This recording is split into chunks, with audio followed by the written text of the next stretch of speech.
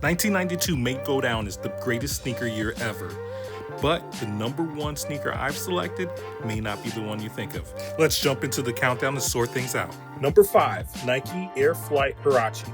Kicking off the list at number 5, Nike Air Flight Huarache.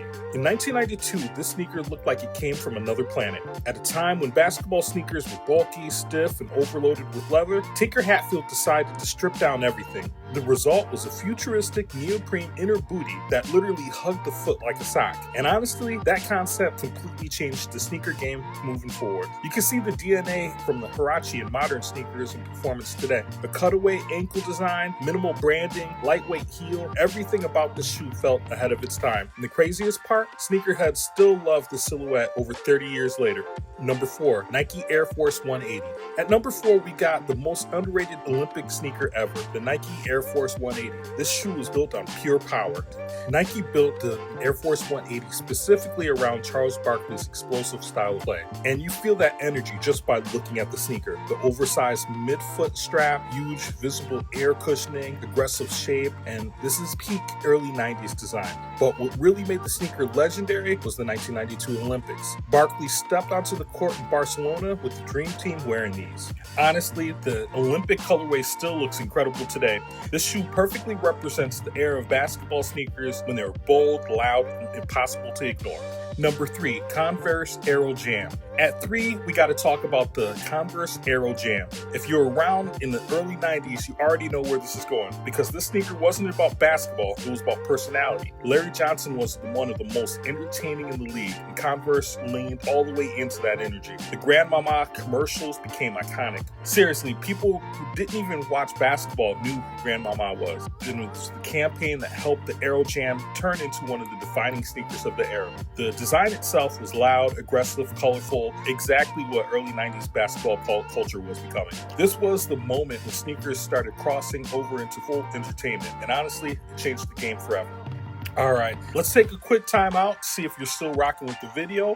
If you are, hit that like and subscribe, and let me know in the comments, what's the most underrated sneaker from 1992? Because I already know some of you are going to say the Huarache should have been higher. Let me know. Number 2, Reebok Shaq Attaq. At number 2, we got one of the most iconic rookie sneakers ever made, the Reebok Shaq Attaq. This shoe had everything. Huge energy, huge personality for a huge athlete, which honestly makes perfect sense because Shaq entered the league like a superhero.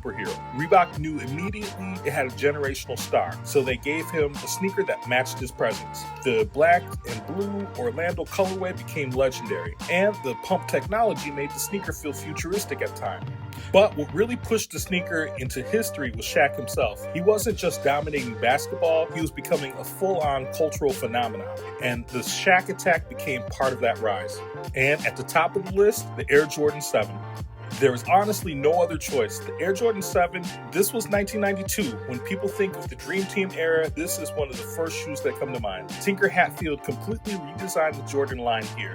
He removed the visible air units, added Huarache-inspired support, and created the lighter, more aggressive performance sneaker. This is the real magic that happened in Barcelona. Michael Jordan was already wearing Olympic colorway during the greatest basketball team ever assembled. That instantly turned into history. The geometric patterns, the Olympic branding, the energy surrounding Jordan at that moment, everything aligned perfectly. And decades later, sneakerheads still consider the Olympic 7 one of the greatest Jordans ever, not just because of the design, but because of what it represents. This shoe captures the exact moment basketball sneakers became global culture.